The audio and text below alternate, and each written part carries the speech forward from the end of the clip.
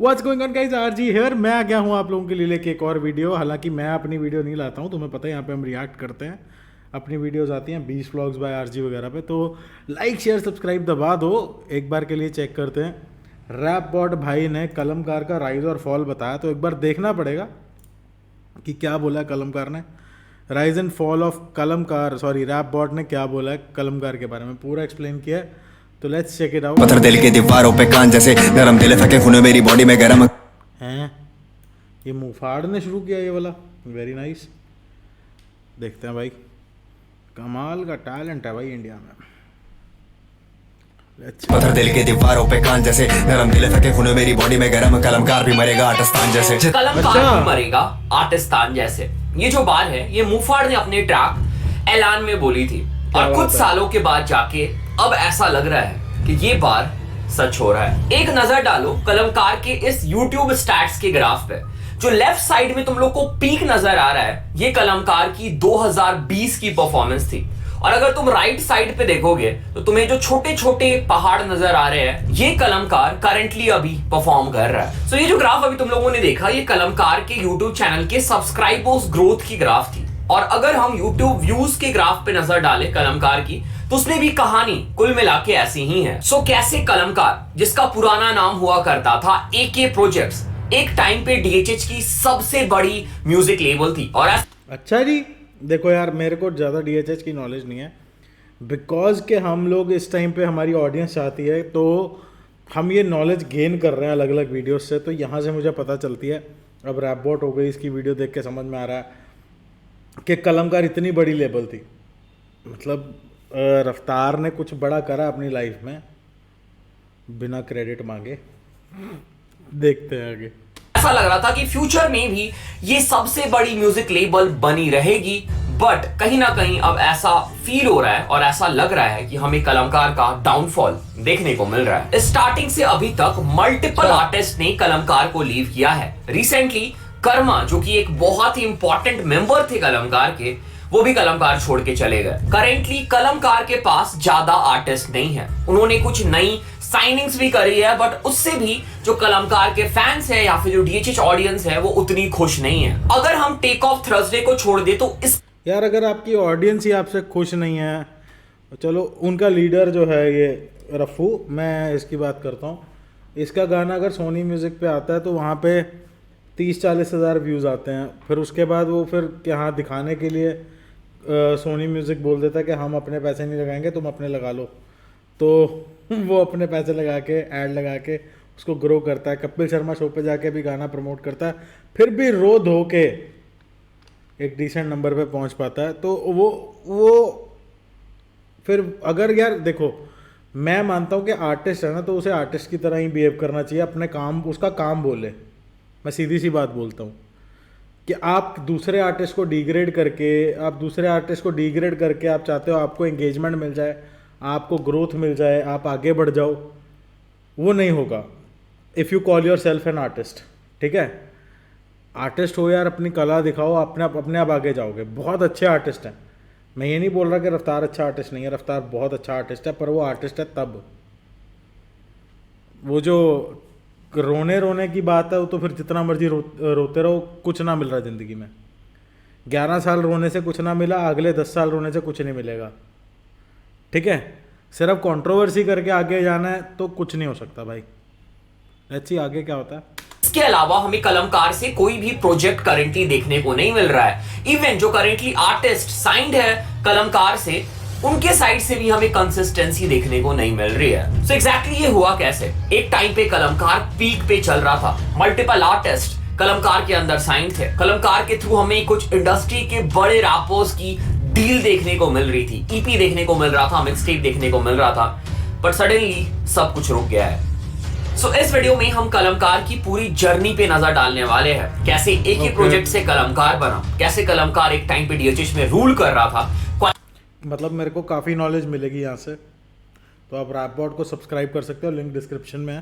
Quality projects देखने को मिल रहे थे हमें कलमकार के साइड से, और कैसे अब कलमकार में सन्नाटा सा छा गया है। सो आगे बढ़ने से पहले एक डिस्क्लेमर कि ये वीडियो सिर्फ एक केस स्टडी है। मैं किसी भी म्यूजिक लेबल, किसी भी आर्टिस्ट को छोटा या बड़ा दिखाने के लिए ये वीडियो नहीं बना रहा हूं। ये बिल्कुल भी पेड वीडियो नहीं है। ऐसा मत सोचना कि किसी अगली म्यूजिक लेबल ने मुझे पैसा पे किया ये वीडियो बनाने के लिए। ये पूरी वीडियो मेरी ऑब्जर्वेशन और स्टडी पे बेस्ड है, ठीक है।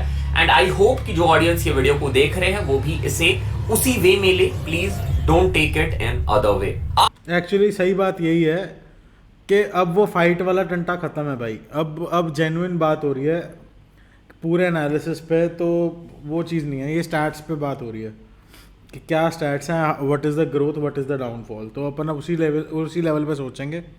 अच्छा बुरा क्या है वो देखते हैं वीडियो के एंड में क्या रिजल्ट निकल के आता है। आगे बहुत कुछ है डिस्कस करने को, हम जल्दी से उस पार्ट में जाएंगे, पर उसके पहले चेक कर लेते हैं song of the day.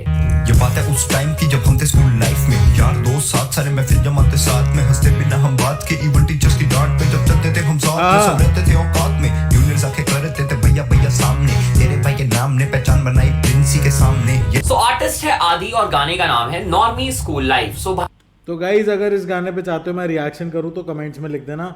I will do react on that. Link भाई के डिस्क्रिप्शन में दिया हुआ है। जब अपने चैनल से जाओगे वहाँ पे देखने तो वो ज़रूर देख लेना। भाई ने एक स्कूल लाइफ के ऊपर पूरा रैप, डेडिकेटेड रैप बना रखा है। बहुत ही प्यारा सा रैप है। और अगर तुम वो नॉस्टैल्जिया फील करना चाहते हो, उस लाइफ में फिर से जाना चाहते हो ना, तो ये गाना परफेक्ट है उस लाइफ में घुसने के लिए, वो चीजें याद दिलाने के लिए। बढ़िया रैप बनाया भाई ने और अच्छा गाना लगा मेरे को। सो मैंने गाने का जो लिंक है वो डिस्क्रिप्शन में डाल दिया है। लिंक में क्लिक करना, भाई कमेंट में जाकर ड्रॉप करना। तो रैपबॉट के चैनल से आए हो, रैपबॉट ने भाई को ढेर सारा प्यार भेजा। बढ़िया ट्रैक है, बढ़िया काम कर रखा है भाई ने। कोई फीडबैक है, तुम सपोर्ट करना चाहते हो भाई को, ठीक है, तो जरूर जाके एक बार गाना चेक कर लेना, भाई को प्यार दे देना। लिंक डिस्क्रिप्शन में, do check it out.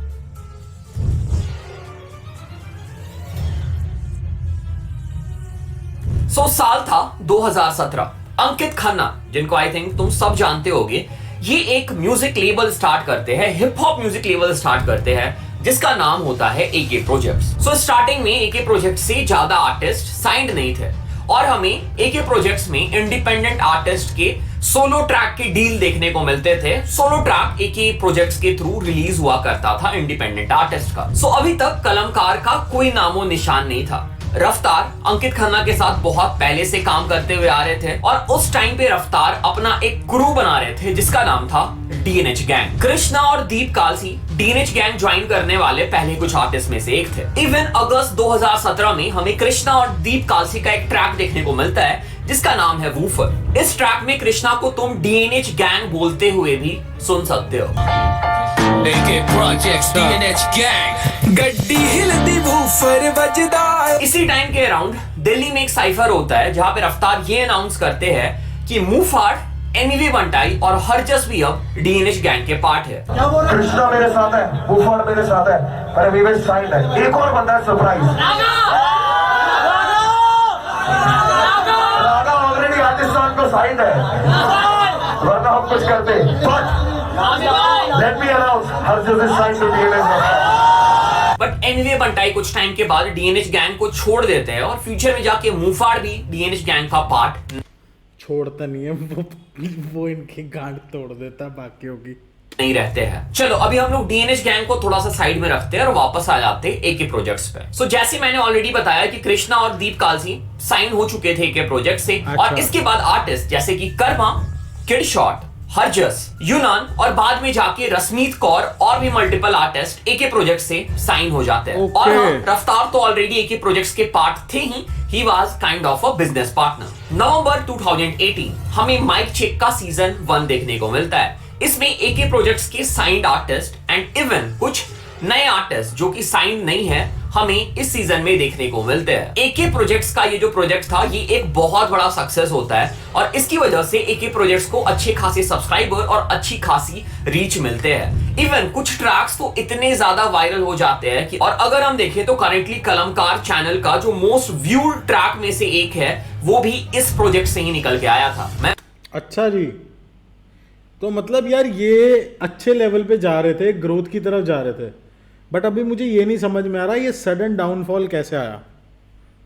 Sudden downfall आया कि एमी पे बाहर गया, उसने कुछ शुरू किया, देखते हैं। बात कर रहा हूं कर्मा के ट्रैक 1 से 2023 की। पहले बाल खड़े नहीं थे मेरे, मैं साइड की मांग में रहता था, छाती पर थी पैंट, तेल कानों से बहता। इसके अलावा माइक चेक से और कुछ ट्रैक जैसे कृष्णा का ट्रैक सोलो और वार्म अप ट्रैक जो कि काइंड ऑफ एक साइफर था वो भी थोड़ा पॉपुलर होता है। सो अभी तक एके प्रोजेक्ट्स के लिए चीजें बहुत ही सही चल रही थी। जो साइंड आर्टिस्ट थे जैसे कि कृष्णा हो गए, कर्मा हो गए, किड शॉट हो गए, हरजस हो गए, इन सब की साइड से हमें सिंगल ट्रैक देखने को मिल रहे थे। अच्छा। इवन कुछ ट्रैक में जो डीएनएच गैंग के आर्टिस्ट थे या फिर जो एके प्रोजेक्ट्स के आर्टिस्ट थे वो भी आपस में कोलैबोरेशन करके ट्रैक रिलीज कर रहे थे। इसके अलावा बीच बीच में हमें कुछ इंडिपेंडेंट आर्टिस्ट के ट्रैक भी देखने को मिल रहे थे एके प्रोजेक्ट से, जो कि उस टाइम पे एके प्रोजेक्ट से साइंड नहीं थे। इसके बाद हमें एके प्रोजेक्ट्स के साइड से एक अनाउंसमेंट सुनने को मिलता है कि एके प्रोजेक्ट्स जो है वो कलमकार बनने जा रहा है। और ये जो कलमकार का इनिशिएटिव था ये मोस्टली रफ्तार ने पुश किया था और ये Okay. रफ्तार और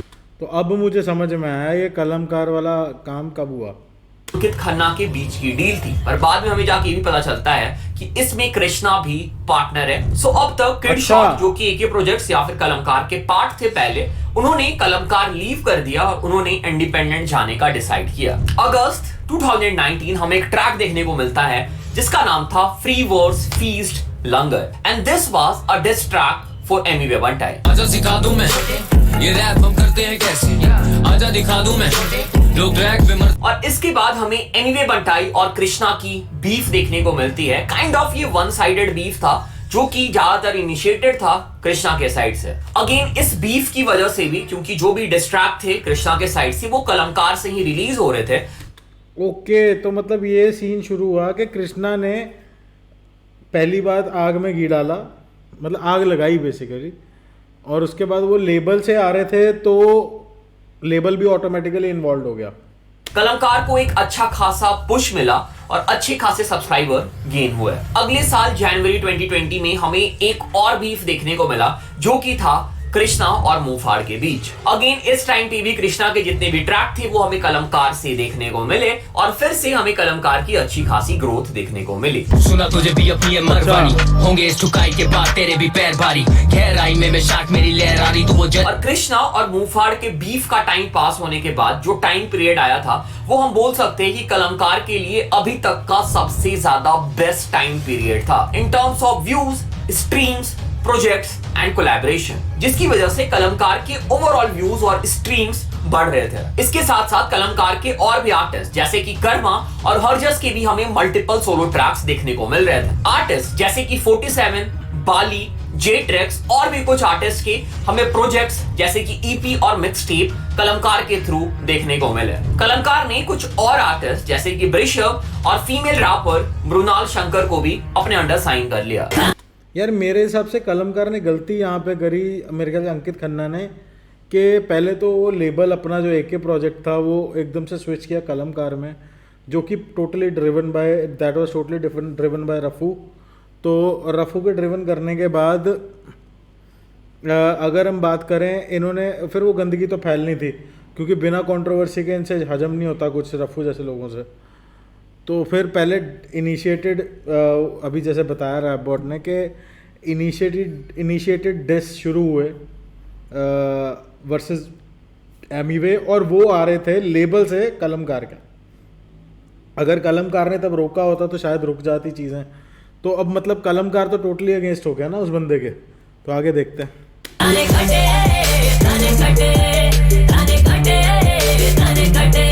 मार्च 2021 हमें कृष्णा का एल्बम भी देखने को मिला कलमकार से, और इस टाइम तक कृष्णा ने अपने ट्रैक्स अपने चैनल पे अपलोड करना स्टार्ट कर दिया था। इसके कुछ महीने के बाद इवन हमें कर्मा का भी एल्बम देखने को मिला और उसमें से कुछ बड़े कोलैबोरेशन और बड़े ट्रैक्स भी देखने को मिले। और ये वो टाइम था जब ऐसा लग रहा था कि कलमकार के आसपास भी डीएचएच में कोई भी म्यूजिक लेबल नहीं है। हम बात कर ले कंसिस्टेंसी की, हम बात कर ले क्वांटिटी की, हम बात कर ले क्वालिटी की, कलमकार हर चीज में टॉप पे चल रही थी।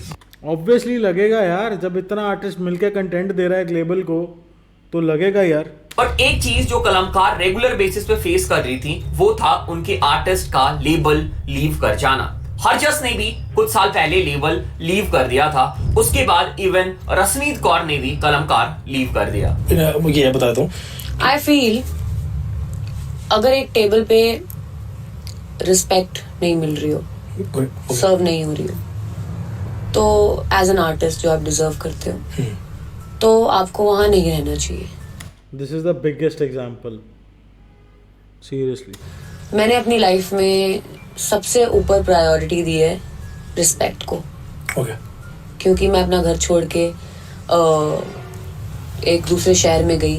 बहुत लोग जाते हैं, सबकी प्रेफरेंसेस, सबकी 2022 में कलमकार ने टेक ऑफ थर्सडे इंट्रोड्यूस किया, जो कि स्टार्टिंग में एक बहुत ही तगड़ा मूव लग रहा था, जिसमें हम लोगों ने कुछ बहुत ही crazy talented underground rappers discover किए। रहता मैं छोड़े में दुनिया है लॉक पे, जीतेंगे दौड़ेंगे बिन करे रेस, कप्तानी खून में गाने हर मूड के north side. Take off Thursday का सीजन 1 बहुत ही तगड़ा गया और हमें कुछ टैलेंटेड और क्रेजी आर्टिस्ट देखने को मिले। और इसी साल इवन हमें कृष्णा और एमिवे की भी बीफ देखने को मिली, जिसकी वजह से कलमकार वर्सेस बंटाई रिकॉर्ड्स की भी बीफ हमें देखने को मिली। बहुत सारे डिस्ट्रैक एक्सचेंज हुए और इसके ऊपर मैंने एक डेडिकेटेड वीडियो बना रखा है, जिसमें मैंने डीएचएच की पूरी बीफ। तो मेरे को बताना, अगर इसके ऊपर रिएक्शन चाहते हो तो बता देना, मैं कर दूंगा। ठीक है, आगे देखते हैं। ज़्यादा पूरा वीडियो अगर आपको देखना होगा रैप बोर्ड पे जाके देखना, मैं यहाँ पे अपलोड नहीं करूँगा, मैं बाद में देख लूँगा। ठीक है, तो अभी फ़िलहाल के लिए एक बार देखते हैं। फ़िलहाल डाउनफॉल पे अभी तक हम नहीं आए हैं, तो ये बीफ के बाद क्या हुआ वो देखते हैं। टाइमलाइन को एक्सप्लेन किया है, तो तुम वो वीडियो चेक कर सकते हो। 2023 के स्टार्टिंग में कलमकार उनके फैंस को अब तक की सबसे बड़ी और शॉकिंग न्यूज सुनने को मिलती है, कर्मा भी कलमकार लीव कर देते हैं। और करेंटली अगर हम बात करें 2023 की, तो हमें अच्छा, जिसके लिए रफ्फू बोल रहा था अपनी लाइफ के अंदर के मुंह पे मूत जाइयो अगर कर्मा छोड़ गया तो, भाई साहब। टेक ऑफ थर्सडे सीजन 2 के अलावा कलमकार के साइड से कोई और बड़ा प्रोजेक्ट या फिर कोई भी रिलीज देखने को नहीं मिल रहा है।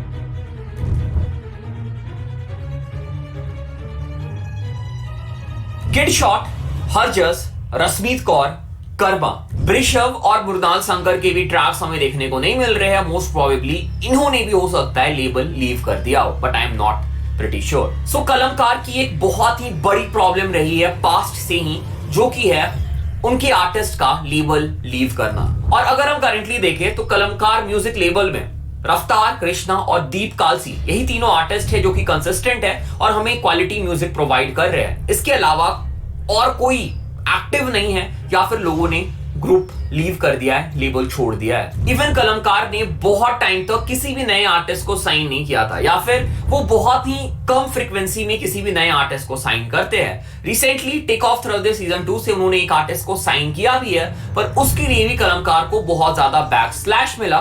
कलमकार के फैंस इस साइनिंग से खुश नहीं है। सो अगर करंटली हम नजर डालें कलमकार के रिलीज पे, तो हमें अभी टेक ऑफ थर्सडे सीजन 2 का ट्रैक देखने को मिल रहा है। और अगर मैं फ्रैंकली बोलूं ना, तो टेक ऑफ थर्सडे सीजन 2 जो चल रहा है, इसमें से भी हमें कुछ ही ट्रैक है वो अच्छे देखने को मिल रहे हैं। बाकी आर्टिस्ट ने मुझे बहुत हद तक डिसअपॉइंट किया है, और सिर्फ ये मेरी ओपिनियन नहीं है, बहुत सारे लोग ऐसा ही मानते हैं। तो जैसा भी हम लोगों ने पूरी कलमकार के टाइमलाइन पे नजर डाला, तुम देख सकते हो थ्रू आउट द टाइम कलमकार ना ही सिर्फ इनकंसिस्टेंट हुई है, बल्कि उनकी क्वालिटी में भी हमें एक मेजर ड्रॉप देखने को मिला है। अभी करंटली कलमकार में सिर्फ 2 या 3 आर्टिस्ट बचे हैं, और ये जो आर्टिस्ट है ना, ये मोस्टली बिजनेस पार्टनर्स है। रफ्तार ऑलरेडी बिजनेस पार्टनर है अंकित खन्ना के साथ कलमकार के लिए, एंड इवन कृष्णा का भी शेयर है कलमकार में। तो हम देखें तो आर्टिस्ट तो बहुत ही कम बचे हैं कलमकार लेवल पे। सो इन सारे रीजंस की वजह से हम बोल सकते हैं कि कलमकार जो एक टाइम पे डीएचएच में रूल कर रहा था, जो एक टाइम पे कंसिस्टेंट था, क्वालिटी वाइज ट्रैक ड्रॉप कर रहा था, अब हमें उसका डाउनफॉल देखने को मिल रहा है।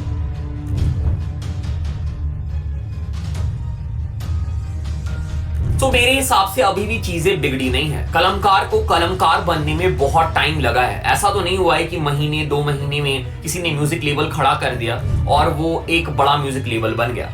इसके अलावा एग्जैक्टली अगर मैं कहूँ ना कि कोई भी चीज़ कभी ख़त्म नहीं होती, अगर इतने बड़े लेवल पे गई है कि हम उसे अपने फील्ड का बेस्ट बोल रहे हैं, तो मैं एक ही चीज़ बोलता हूँ कि यार ये डिस विस छोड़ो, तुम लोग कंटेंट पे काम करो, वीडियो डालो, अच्छी मतलब क्या कहते हैं, ये क्या है कि कलेश करने से ज़्यादा देर लाइफ बचती नहीं है चीज़ों की। तो मेरा यही मानना है, अगर आपके पास आर्टिस्ट हैं वो लिख सकते हैं तो अच्छा लिख के अच्छी चीज़ें प्रेजेंट करो। अच्छी चीज़ों के लिए ऑडियंस ज़्यादा देर आपके पास टिकती है, और यही चीज़ मैं नए आर्टिस्ट को भी बोलता हूँ। नेगेटिविटी से नेगेटिव ऑडियंस ही आएगी, पॉजिटिव ऑडियंस नहीं आएगी आपके पास।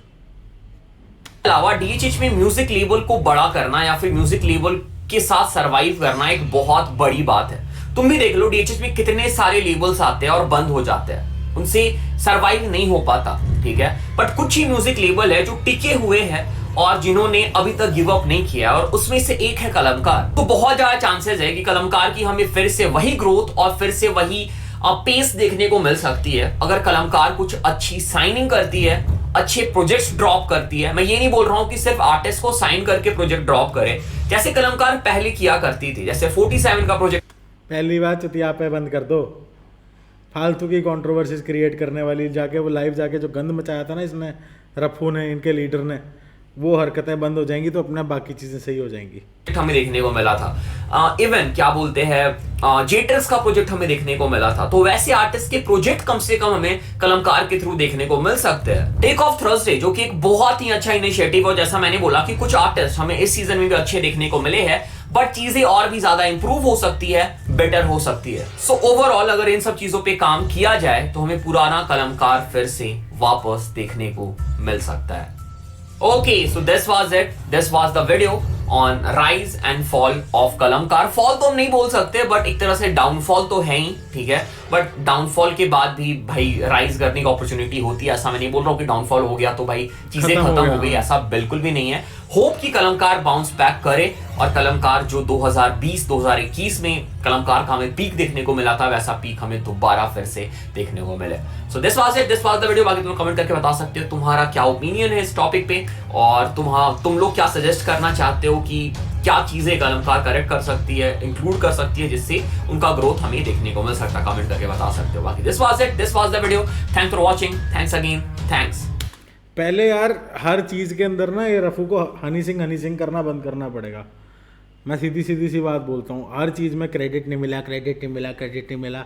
जब तक आप ये सोच लेके आगे बढ़ रहे हो, अबे यार हर दूसरे तीसरे जगह पे क्रेडिट मिला हुआ है, इतना तो गालियाँ तने, ठीक है। कब तक उसी चीज़ को बैठ के लेके रोगे तुम, ठीक है। इंस्टेड तुम आर्ट पे काम करो, आर्ट ग्रो करो अपनी। और रही बात हनी सिंह की, Honey Singh is coming back with bang, and I think Honey Singh से बेटर आर्टिस्ट नहीं है आज भी इंडिया में। मैं साफ स्पष्ट बोल सकता हूँ ये चीज़, क्योंकि वो बंदा वो काम करता है जिसको मतलब जिसको literally he is the trend setter of the game. आज की डेट में कोई भी रैप आर्टिस्ट हो इंडिया में, वो हनी सिंह की वजह से जाना जाता है। मैं मानता हूँ आर्ट उनकी खुद की है, लेकिन अगर रैप को रिस्पेक्ट दिलाने वाला बंदा को इंडिया में है तो it is yo Honey Singh, nobody else.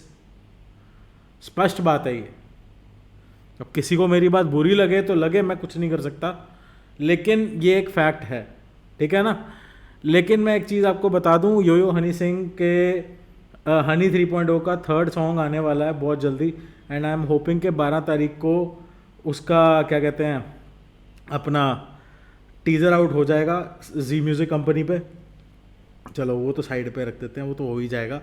उससे रिलेटेड एक कॉन्टेस्ट चल रहा है, लिंक मैंने डिस्क्रिप्शन में दिया है, जाके वीडियो देखो तो कॉन्टेस्ट का पार्ट बन सकते हो। और हाँ, कल मैं 4 जून को I am coming live at 12 नून, मतलब दोपहर को 12 बजे मैं लाइव आ रहा हूँ 1 लाख सब्सक्राइबर्स वाले गिव अवे अनाउंस करने, तो आ जाना सारे, ठीक है। तो लाइक शेयर सब्सक्राइब दबा दो। Will see you in another video. जय हिंद। दबाओ फिर सब्सक्राइब बटन दबाओ। ऐसे ये देखो रैप बॉट को जैसे सब्सक्राइब करके इसको ऑल पे कर दिया, ठीक है, फिर इसको लाइक कर दिया कि अपने चैनल के साथ भी करो और भाई का चैनल भी जाके सब्सक्राइब करो, ठीक है। Will see you in another video guys. जय हिंद।